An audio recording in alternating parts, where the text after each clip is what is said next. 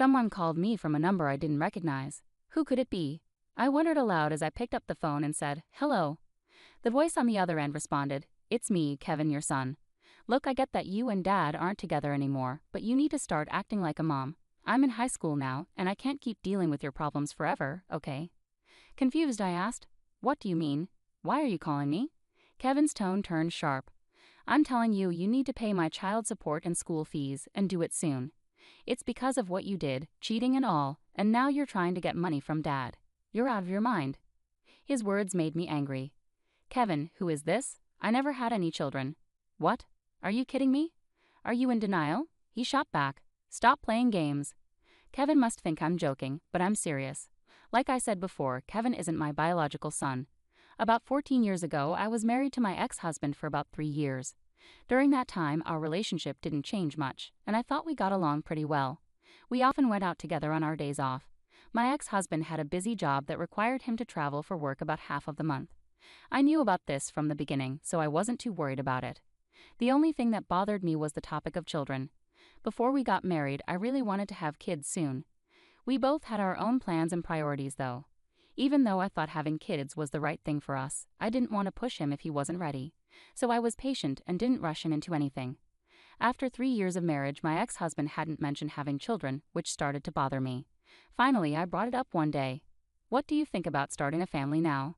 3 years have passed, and waiting longer could make it harder for us to have kids." "Yeah, but work is really hectic right now." "When will it not be hectic?" "Seriously? You've been saying that forever, and we're still in the same place." "I understand work is busy, but if you keep using that excuse, it makes me wonder if there's more going on than just work." "What do you mean by that?" "I haven't done anything wrong," I said, feeling confused. The conversation felt strange. I didn't suspect my ex-husband of cheating, but I was concerned that things might start to seem suspicious. However, his reaction made me think otherwise. He's keeping something from me, I thought to myself. With that in mind, I decided to investigate. As I looked into his words, actions, and his behavior when I questioned him, I discovered the truth about what he was really doing on his business trips. It wasn't just cheating, it was much worse. My husband was living a double life. Half the month he was with me, and the other half he was with another family. The most shocking discovery was that this other family included a child. That child turned out to be Kevin. Did you just call me? Kevin was only about 2 years old then, too young to fully grasp what was happening. It was a situation with mixed feelings, fortunate and unfortunate at the same time. Knowing someone would get hurt, I decided to talk to the other woman later. She seemed to have heard about me from my ex-husband, nodding slightly when she saw me. From our first meeting, she didn't come off as particularly friendly. Amidst the tension, we quickly got to the point. I brought up everything that troubled me, whether it was acceptable for my ex-husband to lead a double life, and whose child Kevin really was. Without any hint of regret, she calmly answered, "Carly," confidently stating she was Kevin's mother. It seemed my ex-husband had kept this a secret from me, but she had no qualms about it. I couldn't help but feel overwhelmed by the situation. Finally, I asked her what her plans were moving forward. "I'm not planning to change anything in my life now. I'm fine with how things are," she replied. "Besides, I don't think he's interested in having more children." "Why do you say that?" "When I told him I was pregnant with Kevin, he didn't seem happy. He said it would have been better if the timing had been different. So my pregnancy was more of an accident. Otherwise, I don't think he would have wanted a child. But he told me he loved kids. Doesn't that mean he wanted a child with you?" She smiled faintly and said, "Isn't that strange? If that were true, why did I, who wasn't keen on having a child, end up giving birth, while you, who wanted a child, didn't even conceive? Can he truly say he loves children?" "Well, I'm sure he said he loved kids, but maybe it was just something he said to impress you. Perhaps he used it as an excuse to get close to you." I wanted to argue, but I couldn't find the words. It felt like she had hit upon something true, and it made me question whether my ex-husband had been sincere about wanting children despite his actions saying otherwise. In the end, I started to believe the other woman was right. I felt powerless, like the best I could do was seek compensation. She seemed calm about it, which only made me feel worse. A few days later, I filled out divorce papers and handed them to my husband, telling him I would also be seeking compensation. He probably heard about it from the other woman. My husband accepted everything without questioning me. What was the point of it all? Why did this man even marry me? There was only one thing I couldn't stop wondering about. On the day I packed up and left, I asked my ex-husband, "Why did you marry me? I just don't understand." "I'm not sure either. I often wonder why we got married in the first place. If we didn't even know, maybe we shouldn't have." "Yeah, maybe. If we hadn't, you wouldn't have to deal with a divorce now. But hey, you married me because you liked me, right? We both made a mistake. Let's move on to a better life now. Thank you for everything. Same to you? I'll pray that I don't choose someone like you in my next life, I said, and then we got divorced. I became single again, changed jobs, and moved to a different state, aiming for a fresh start. It was a valuable experience for me to approach everything with a new mindset. My ex-husband occasionally contacted me for paperwork, but we never discussed our current lives. Maybe he wasn't interested. He had his own life, and I had mine. About 10 years passed without us keeping in touch. Then unexpectedly, I received a call from Kevin. I was curious about the reason, but it turned out he was asking for child support and school fees. Kevin is the child born from my ex-husband's affair. Naturally, I have no legal obligation to pay, but he wouldn't accept that. Don't you feel ashamed as a mother? If that's the case, then don't have any children, he kept repeating. It was frustrating to hear the same thing over and over.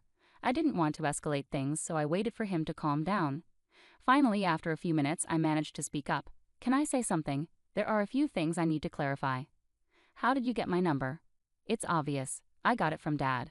Our family hasn't been doing well lately, and things seem strange. Eventually, we couldn't afford tuition and other expenses. Because of that, I had to start working part-time. Dad said it was all your fault. That's when I started hearing different things about you, Mom, that you cheated on Dad and left without fulfilling your promises to pay.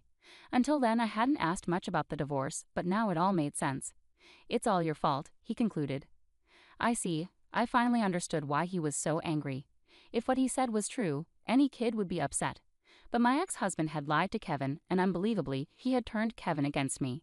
Hearing this made me furious. It's a hassle for my ex-husband to reappear in my life now that we're divorced.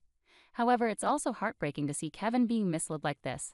From my point of view, he's a stranger, but I couldn't just ignore the situation and walk away, saying it's not my problem. After remarrying and having children with my current husband, I felt a responsibility as a parent to do the right thing. Kevin, now 16, seemed old enough to hear the truth. Kevin, everything I'm about to tell you is the truth. If you need proof, like a DNA test, I can arrange it. Can you listen to me for now? I asked. Yeah, Kevin replied hesitantly. As I revealed each detail, he grew increasingly agitated. If what you're saying is true, why did Dad have me call you earlier? Kevin asked, confused. Kevin, you mentioned you're working part-time. What are you doing with the money? I inquired. Saving it for me. Our family's been struggling financially lately, and I wanted to help out with debts. High school isn't mandatory anymore, so I don't need much, he explained earnestly. You're such a responsible kid. But have you ever wondered why, with that money, you can't cover your tuition and expenses? Well, sometimes my phone bill payment is late. I think Dad might be short on money. Is he working right now? He's working. He goes to the office regularly. I see. I have a bad feeling about this. Could it be that my ex-husband is using Kevin's money?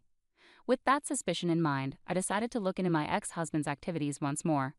Kevin, can you give me about 3 weeks? Haha, sure, that's fine. And please don't tell Dad about what we talked about on the phone, okay? Okay, I won't. So I decided to investigate my ex-husband further. I hired a private investigator and waited anxiously for the results. Some might say I'm going too far, but everything I do is for Kevin's sake. I wouldn't go to such lengths for anyone else. Even if people think I'm crazy, I don't care. Would I abandon a child who looks like he's on the verge of collapsing right in front of me? Absolutely not. I refuse to become that kind of person. Above all, I felt a deep anger towards my ex-husband for deceiving Kevin. Filled with this anger, I waited for the private investigator's report for 3 weeks. When the results finally arrived, I was shocked and furious. It turned out my ex-husband wasn't currently employed full-time. He was working as a temporary worker and had recently been laid off. Instead of actively seeking new opportunities, he was spending his time idly drinking or playing cards. Kevin believed his dad was working because he often dressed in a suit, but the truth was he was unemployed and not actively searching for a job. What angered me most about my ex-husband was how quickly he acted remorseful in front of Kevin. Seeing his dad like that, Kevin felt sorry and willingly handed over all his part-time job earnings. Little did Kevin know, his money was being squandered on gambling and drinking by his father. This situation couldn't be ignored. First and foremost, I needed to take action to help Kevin. With that in mind, I called my ex-mother-in-law, relieved that I hadn't deleted her number from my phone book. Hello. Oh, Ava, it's been a while. How have you been? Long time no see. What's on your mind? Is everything all right? I explained the current situation to my mother-in-law. During my marriage, she and her sister-in-law had been at odds with me. After the divorce, we hadn't kept in touch. However, it seemed she had heard about my divorce and understood that I had moved on with my life, so she wasn't upset at all. I see. I'm sorry I didn't mention it earlier. I thought it would be better coming from him, but he was cheating, wasn't he? My mother-in-law's voice took on a somber tone. As I shared all the details, she let out an angry exclamation over the phone. I understand now. It all makes sense. I wasn't informed about the birth because he had a child with someone else. He brought Kevin to see me, but I was told not to contact you because you needed space after giving birth. Some people go through mental instability or even illness during that time, so I respected your privacy. When I found out about the divorce, I felt sorry, but I didn't know how to reach out to you. Is that right? Now Kevin visits occasionally, and it brings me joy. Regardless of how he came into this world, he's not to blame. I want to support him and be there for him in the future. You've always been understanding. I'm actually relieved to hear you say that. I called because I wanted to ask you something about Kevin. Could you and your husband help raise Kevin together? Of course. Kevin worked so hard to earn money from his part-time job, only for it to be wasted on gambling. I think it's crucial to have a serious talk with him about that. I trust you to handle it, but I believe Kevin is sacrificing his future to support his father. Please let him live freely with you and his grandfather. My mother-in-law assured me that she would take care of Kevin, and thus his immediate situation was resolved. Now it was time to confront my ex-husband. I decided to contact him and arrange a meeting. I was furious at him for deceiving me. When I arrived at the cafe at the agreed-upon time and saw my ex-husband, he looked noticeably worn out. It's unusual for you to reach out to me, and wow, you look older. Anyway, what about Kevin? So you already know. Let's get straight to the point. Why did you have Kevin call me? What were you trying to achieve? I was desperate. Money's been tight lately. I lost my job due to a fraud accusation, and Kevin's mother disappeared out of nowhere. It feels like everything's slipping away from me, but my mom and Kevin still think I'm employed. It's easy to fool them as long as I act remorseful. Kevin is your son, right? Doesn't it make you feel something? He's such a dutiful son, giving me money. You won't find a more devoted son than him. I understand now. I feel relieved hearing you say these things openly. Suddenly, 3 people stood up from a nearby table and approached us. Huh? What's happening? You're truly despicable. We overheard everything just now. Even after all this time, your character hasn't changed. It's over for you. It was my mother-in-law, my aunt-in-law, and then Kevin.